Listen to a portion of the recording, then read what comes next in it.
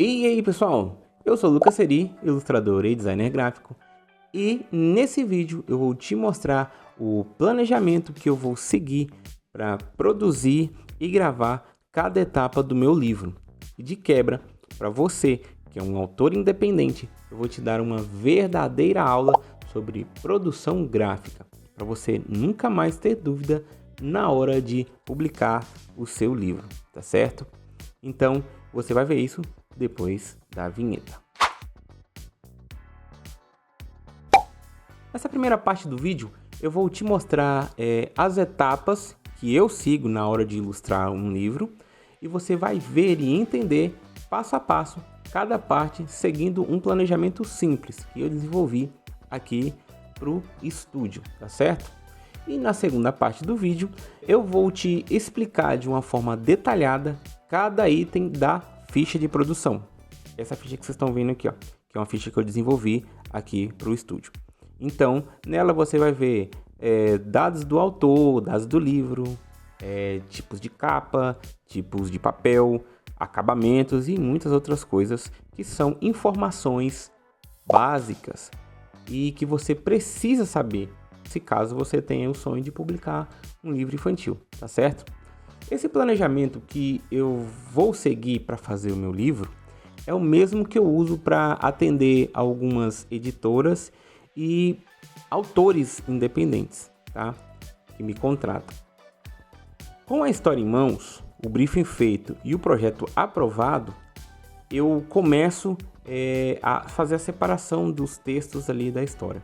E logo em seguida, eu vou desenvolver os personagens. Tá? E com eles prontos, eu vou para a terceira parte, que é as thumbnails, que nada mais são do que rascunhos que a gente faz, né, para poder visualizar cada cena que vai ter o livro. Thumbnails prontas e ajustadas com o auxílio do autor, agora o ilustrador entra no que eu chamo de a caverna, que é basicamente a etapa de finalização e pintura de todas as páginas do livro. Tá? É um período que leva aí entre uma semana, 2 semanas, vai depender do tipo de ilustração, né, que o livro vai ter, se é tradicional ou digital. Onde geralmente o acabamento com o desenho tradicional demora um pouco mais, né, pelo fato de usar tintas e requerer tempo de secagem e outras coisas mais. Depois disso vem a parte de diagramação. E nesse caso é colocar os textos nas suas respectivas páginas, tudo em ordem, fazer as revisões, né, também, e fazer o fechamento para enviar para o autor ou para a editora. Essa é uma etapa que nem todo ilustrador faz hoje em dia, tá certo? Pelo fato de requerer conhecimentos extras, assim, por assim dizer, né? E fica aqui uma informação importante para você que está contratando um ilustrador, tá certo? Pergunte sempre se a diagramação é um serviço incluso. Do contrário, você precisará contratar esse trabalho por fora, tá certo? Com um designer diagramador, a editora, agente editorial ou alguém que faça esse tipo de serviço, tá? E vale ressaltar que o fato de um ilustrador não fazer a diagramação não desqualifica o seu trabalho em nada, tá certo? Só significa que você terá que fazer esse trabalho à parte, tá certo? E como estamos falando de diagramação, eu vou aproveitar esse gancho aqui para entrar na segunda parte do vídeo, que é a ficha de produção. Essa é a ficha que eu preencho naquela primeira reunião com o cliente, né? Na reunião inicial, né? E eu deixo ela sempre na minha mesa durante toda a produção do livro, do começo ao fim. Nela temos as informações do autor, como o nome completo, e-mail, telefone. Caso eu precise entrar em contato com ele por algum motivo, eu já tenho ali na ficha, então não precisa ficar procurando ali nas conversas do WhatsApp, né, no e-mail e tudo mais.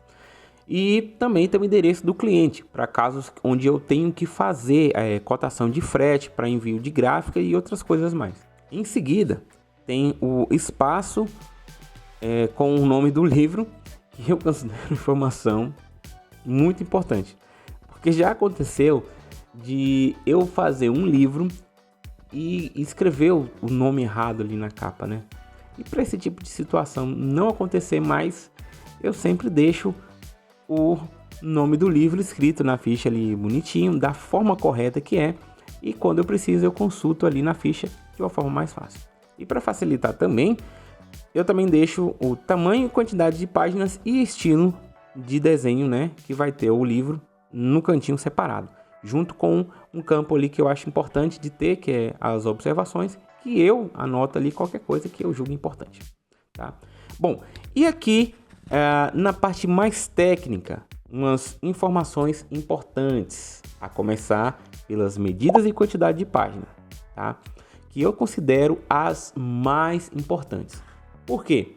Porque depois de definida as medidas e quantidade de página, dificilmente você vai conseguir mudá-las. Vamos supor que você decidiu fazer um livro infantil no formato 14 por 21, por ser mais econômico, né? Mais barato. E depois de o livro pronto, né? Diagramado e ilustrado, você consegue um desconto na gráfica para fazer o que é mais padrão, que é 21 por 21 e um pouco maior para livro infantil. E agora você quer que o livro tenha essas medidas. E eu digo para você, não vai rolar. Por quê? O formato 14 por 21 já foi definido inicialmente. E se você tentar ajustar para o formato 21 por 21, as ilustrações não vão ficar legal. Então, não fica bom. E algo parecido acontece com a quantidade de páginas. No entanto, a quantidade de páginas dá até para poder mudar ali durante a etapa de rascunhos. Se acontecer depois de finalizar, também já era, tá certo? E lembre-se sempre de que a quantidade de páginas final do seu livro deve ser sempre um número múltiplo de 4. Por exemplo, 12 páginas, 16, 20, 24, 28 e por aí vai. Isso acontece porque a cada 2 páginas temos uma lauda. E a cada 2 laudas temos uma lâmina, ou seja, é uma folha de papel que recebe impressão de 2 páginas na frente e 2 páginas no verso, totalizando 4 páginas por folha.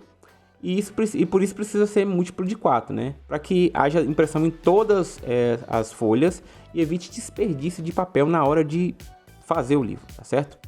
E por falar em páginas, já podemos citar também aqui os tipos de capa, onde temos capa com lombada e capa canoa, tá certo? Essa informação é legal de ter na ficha, porque geralmente o gabarito delas são diferentes, tá certo? Tipos de papel vão seguir basicamente a mesma informação para miolo e capa. A diferença está somente na gramatura do miolo e que a capa ela recebe o que a gente chama de laminação, que são os acabamentos, tá certo? São acabamentos diferentes. As laminações, elas podem deixar o papel da capa, né, todo fosco ou todo brilhante, como se tivesse recebido um verniz ali por cima, ou todo fosco com somente algumas áreas escolhidas ali com brilho. É o que a gente chama de UV, ou verniz localizado. Provavelmente você já viu isso naqueles cartõezinhos de visita na sua cidade por aí. E aqui nessa lista tem os tipos de papel e gramatura que são mais usados para livros no geral, tá certo? A diagramação é um serviço que também é oferecido aqui no estúdio. Estando marcado aqui na ficha, que vai ser incluída, né, ou não, me ajuda a escolher qual tipo de layout eu devo escolher para poder fazer a ilustração ali na hora. E a revisão ortográfica também, né? É bom ela estar marcada aqui se o cliente contratou ou não esse serviço. E por último, mas de forma alguma menos importante, vamos falar de cores, que são as cores de impressão, são comumente 4 cores, tá? Ciano, magenta, amarelo e preto.